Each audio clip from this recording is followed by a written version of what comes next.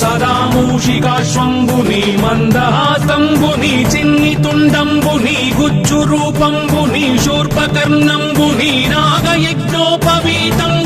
భవ్య రూపంబు దర్శించి హర్షించి సంప్రీతి వృక్కంగ శ్రీగంధమున్ కుంకుమన్ భక్షతల్లాజులు చంపకంబుల్ తగన్ మల్లెలున్ మొల్లలున్ మంచి చేమంతులున్ తెల్లగన్నేరులున్ మంకెనల్ పొన్నలున్ పూవులున్ మంచి దూర్వంబులున్ తెచ్చి శాస్త్రోక్త రీతిని సమర్పించి పూజించి సాష్టాంగమున్ చేసి విఘ్నేశ్వరా